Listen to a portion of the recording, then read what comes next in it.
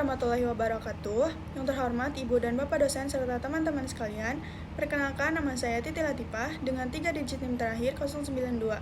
Dan pada kesempatan ini, saya akan memaparkan materi mengenai ibuprofen, salah satu obat yang paling sering digunakan dan dipercaya dalam dunia kesehatan untuk meredakan berbagai keluhan.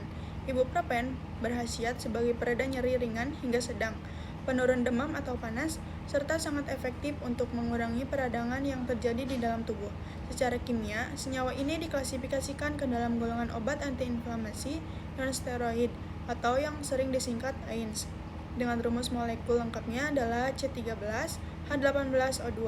Melalui presentasi ini, saya akan membahas secara mendalam mulai dari susunan molekul dan gugus fungsinya, aspek stereokimia yang memengaruhi daya kerjanya, berbagai metode pembuatan yang telah dikembangkan, mekanisme reaksi yang terjadi, hingga bagaimana penerapan prinsip kimia hijau membuat proses produksinya menjadi lebih efisien, ekonomis, dan tentunya ramah terhadap lingkungan sekitar. Selanjutnya adalah struktur dan gugus fungsi. Jika kita lihat lebih rinci dari sisi susunan kimianya, ibuprofen tersusun atas kerangka utama yang berupa cincin benzen yang bersifat aromatik, dan pada kerangka ini terikat dua kelompok atom utama yang letaknya saling berseberangan atau pada posisi para. Di satu sisi terdapat gugus rantai karbon yang disebut gugus isobutil, sedangkan di sisi yang berhadapan terdapat gugus asam karboksilat yang dituliskan sebagai COOH. Setiap bagian ini memiliki peran yang sangat penting dan saling melengkapi satu sama lain. Cincin benzen memberikan kestabilan kimia yang tinggi sehingga molekul ini tidak mudah terurai meski disimpan dalam waktu lama atau terkena perubahan suhu. Gugus isobutil memberikan sifat larut dalam lemak atau bersifat hidrofobik sehingga memudahkan obat untuk menembus membran sel dan diserap dengan baik oleh jaringan tubuh. Sedangkan gugus asam karboksilat bersifat polar dan sebagai asam lemah, sehingga membuat ibuprofen dapat larut dalam cairan tubuh serta mampu berinteraksi secara spesifik dengan target kerja di dalam sel untuk memberikan efek terapi yang diharapkan. Selanjutnya, saya akan membahas mengenai stereokimia.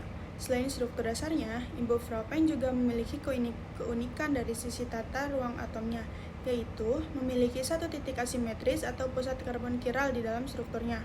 Hal ini menyebabkan ibuprofen dapat membentuk dua bentuk molekul yang merupakan bayangan cermin satu sama lain dan tidak dapat saling ditumbangkan, yang dalam istilah kimia disebut sebagai enantiomer. Kedua bentuk ini memiliki perbedaan yang signifikan dalam hal kekuatan aktivitasnya. Bentuk yang dikenal sebagai S-ibuprofen memiliki daya kerja yang jauh lebih unggul, bahkan aktivitasnya dalam menghambat enzim penyebab nyeri dan peradangan mencapai 160 kali lebih kuat dibandingkan bentuk lainnya. Sedangkan bentuk R-ibuprofen memang secara alami kurang aktif, namun tubuh manusia memiliki sistem enzim yang mampu mengubahnya secara bertahap menjadi bentuk S yang aktif tersebut. Oleh karena itu, agar efektivitasnya maksimal dan proses produksinya lebih praktis, obat ibuprofen yang beredar luas di pasaran umumnya dipasarkan dalam bentuk campuran seimbang dari kedua bentuk ini yang disebut sebagai campuran racemate. Selanjutnya yaitu mengenai jalur sintesis. Seiring dengan perkembangan ilmu pengetahuan dan kebutuhan industri farmasi, telah ditemukan dua jalur utama yang digunakan untuk memproduksi ibuprofen dalam skala yang besar.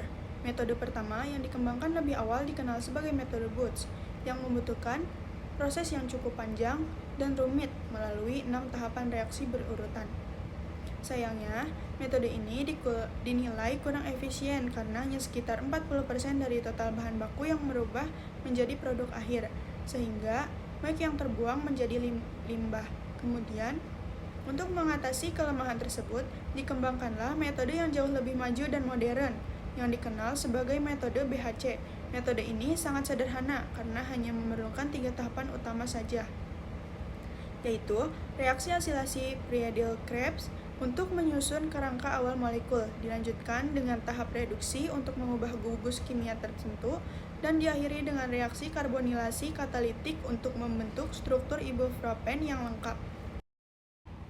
Selanjutnya adalah mekanisme reaksi. Secara lebih mendalam, reaksi pembuatan ibuprofen berlangsung melalui mekanisme substitusi aromatik yang teratur dan terkontrol dengan baik. Prosesnya diawali dengan pembentukan zat perantara yang bersifat sangat kreatif dan bermuatan positif yang disebut ion asilium. Ion ini bertindak sebagai penyerang yang kemudian akan mendekati dan menyerang cincin benzen secara spesifik tepat pada posisi para. Pemilihan posisi ini tidak terjadi secara kebetulan, melainkan diatur secara alami oleh dua faktor penting, yaitu efek induksi pemberian elektron serta hambatan sterik dari gugus isobutil yang sudah ada sebelumnya.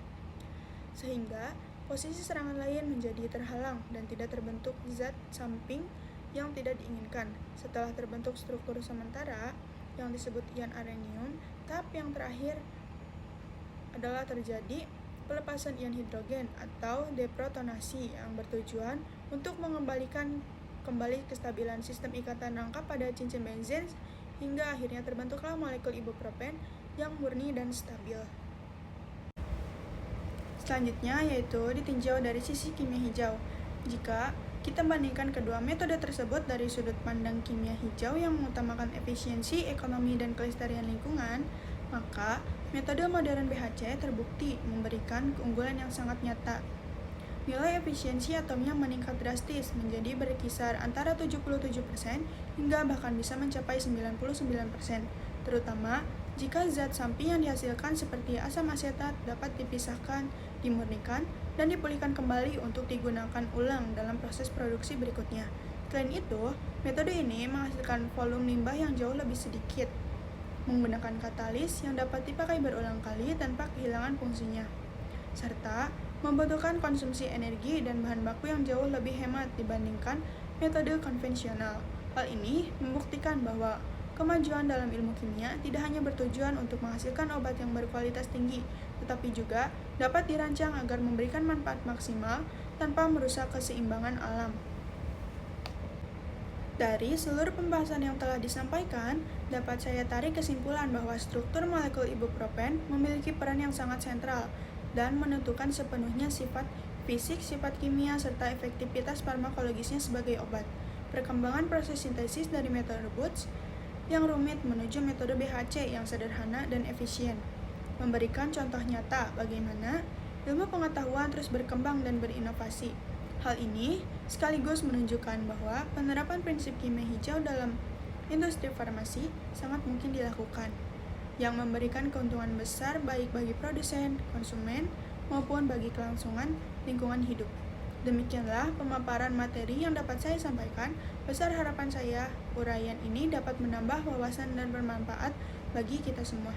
Atas perhatian, waktu, dan kesempatan yang telah diberikan, saya ucapkan terima kasih yang sebesar-besarnya. Wassalamualaikum warahmatullahi wabarakatuh.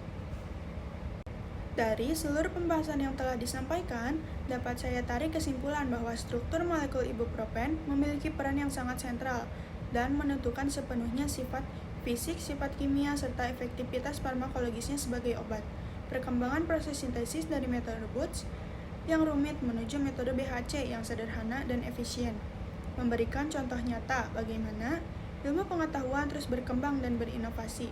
Hal ini sekaligus menunjukkan bahwa penerapan prinsip kimia hijau dalam industri farmasi sangat mungkin dilakukan, yang memberikan keuntungan besar baik bagi produsen, konsumen, maupun bagi kelangsungan lingkungan hidup.